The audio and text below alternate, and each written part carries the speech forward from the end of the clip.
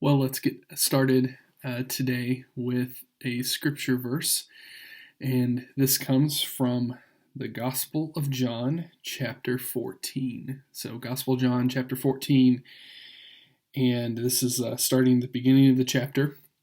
And I'm only just going to share a few verses with you and then a few thoughts, and hopefully you'll have plenty of time to work through your discussion questions around the scripture. So this is the words of Jesus to his disciples. This is very close before he is to be crucified. So I imagine not only is he feeling very worked up and overwhelmed, but as he is giving more and more teachings around those things and talking about leaving, that his disciples are feeling it too. So hear these words from Jesus. Don't let your hearts be troubled. Trust in God and trust also in me. There is more than enough room in my Father's house. If this were not so, would I have told you that I am going to prepare a place for you?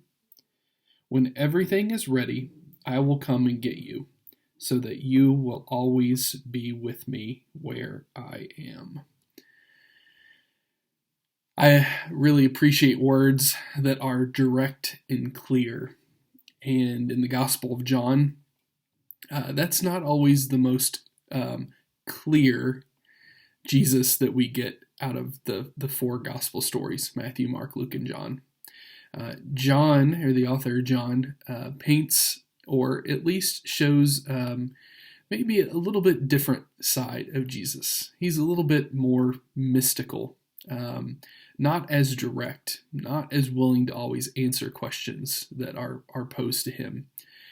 He teaches in a little bit different way than so many of the other familiar teachings and stories that we have in Matthew, Mark, and Luke.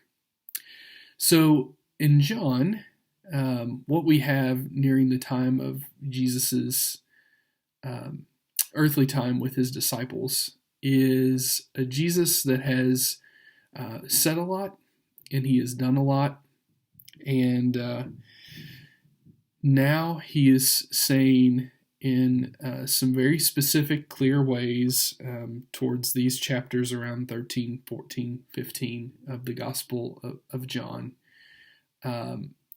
in as about as direct and clear as ways as he can talk to his disciples.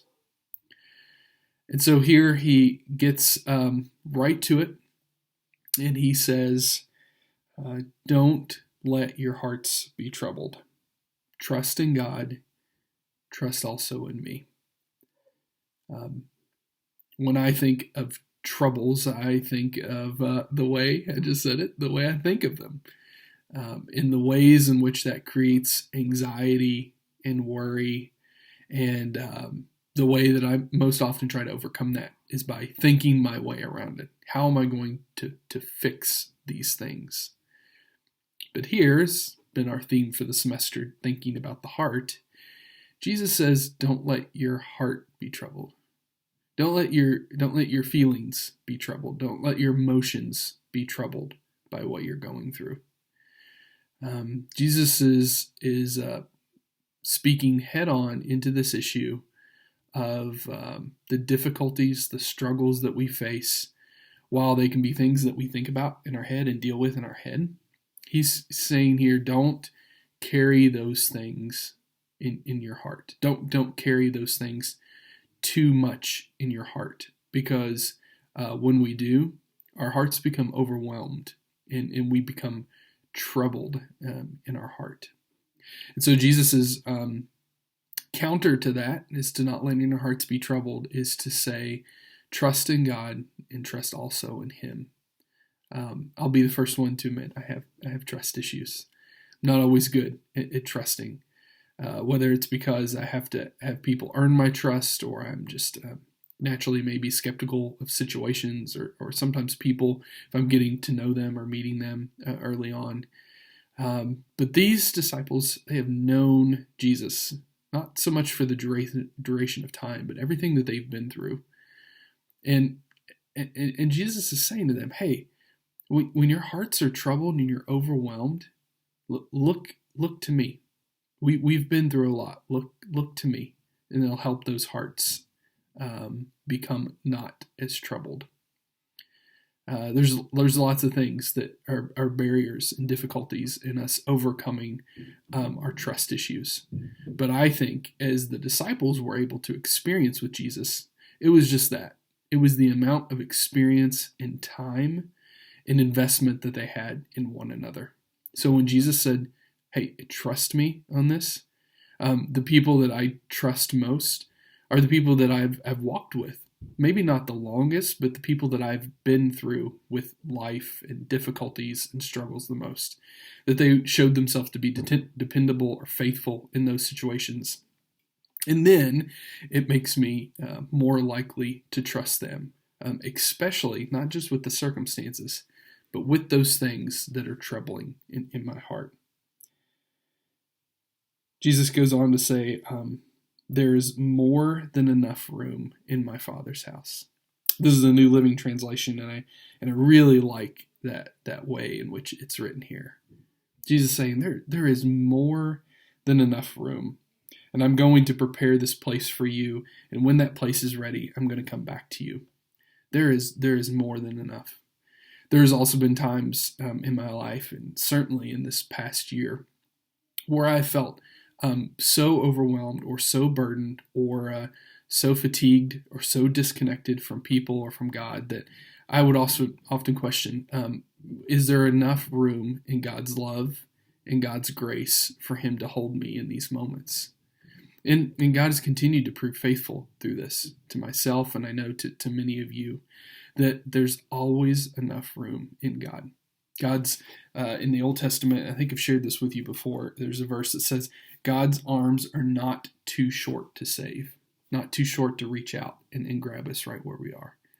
What a beautiful image of a God that when someone or a little kid is wanting to be picked up, that God does not have alligator arms, right?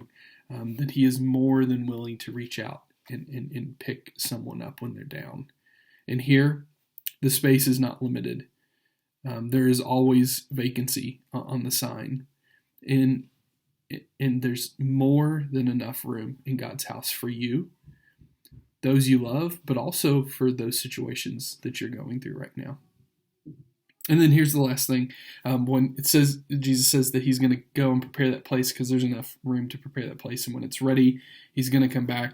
Listen to the reason why he says he comes back. I will come and get you so that you will always be with me where I am.